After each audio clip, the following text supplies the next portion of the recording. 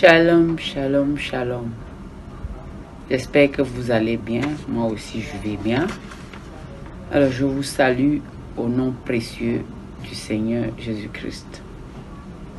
Aujourd'hui, je viens encore vous présenter la personne de Jésus, notre Seigneur, notre Sauveur, celui qui nous a rachetés, celui qui a versé son sang précieux à la croix pour que nous soyons sauvés, celui qui a tout pris sur lui, lui qui nous a rachetés. Vous qui m'écoutez, soyez bénis et partagez la vidéo pour que ça édifie le corps du Christ. Alors, ce matin, je vais prendre la parole dans le livre des Juges. Juges 7, verset 7, que je vais lire.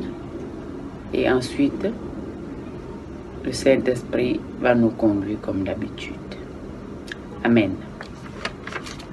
Alors, je prends la parole dans le livre des Juges. Juges 7. J'avais déjà préparé plus ou moins à l'avance. J'avais ouvert la page et puis je vais essayer de voir avec le Saint-Esprit qu'est-ce que ça nous dit. Alors, Yahweh dit à Gédéon, c'est par les 300 hommes qui ont été la paix que je vous délivrerai et que je livrerai mendiant entre tes mains, que tout le reste du peuple s'en aille dont chacun chez soi. Amen. Ici, nous savons que Gédéon, c'était un combattant. Selon les autres versets qui sont un peu dessus, Gédéon, c'était un homme moins pour délivrer le peuple d'Israël à son époque de la main des mendiants. Et l'Éternel l'avait préparé vraiment efficacement pour faire ce travail.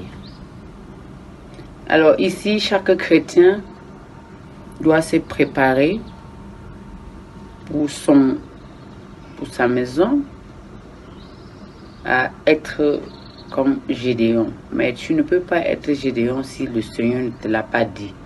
Parce que lui seul peut décider en temps convenable te donner le nom qu'il faut pour ce qu'il veut t'envoyer aller faire. Alors en ce moment-là, Gédéon était là pour chasser, pour délivrer le peuple d'Israël dans les mains des mendiants. Normalement, en temps normal, on a souvent les mendiants même, les vrais mendiants qui sont toujours là. Alors, je ne sais pas ce que signifie les mendiants ici, mais je vois aussi, il y a souvent toujours aussi dans notre vie des personnes qui font la mendicité, mais ça n'a rien à voir avec ça, c'est juste un petit exemple.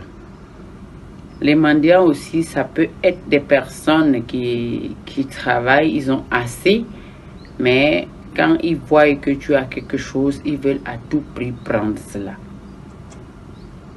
Ils veulent toujours te déposséder de ce que tu as. Et des fois, c'est très déplaisant. C'est très, c'est pas normal. Mais si tu as l'Esprit de Dieu, parce que Dieu parle ici de délivrance, qu'il veut délivrer les hommes d'Israël de l'époque des mendiants. Alors le mendiant vient, il prend tout ce que tu as. Et toi, tu es toujours en manque, alors que tu étais censé avoir tout ce qu'il faut. Mais les mendiants viennent toujours prendre tout ce que tu as. Le mendiant ici peut être quelqu'un même qui te sabote.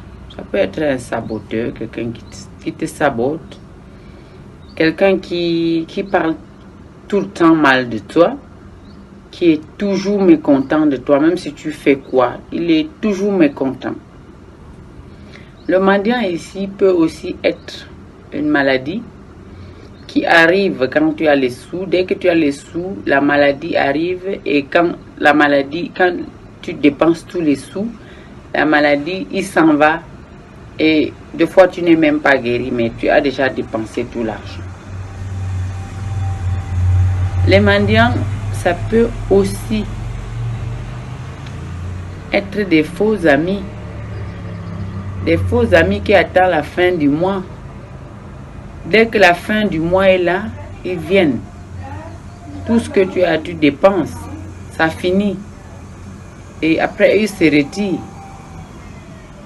Donc, chacun doit faire un examen de conscience dans sa propre vie ici, pour pouvoir détecter quel est le mendiant qui est dans sa vie et pouvoir chercher sa délivrance par rapport à ce mendiant-là au nom de Jésus. Parce que si une maladie vient seulement quand tu as l'argent, et dès que tu n'as plus l'argent, la maladie s'en va aussi, c'est un mendiant.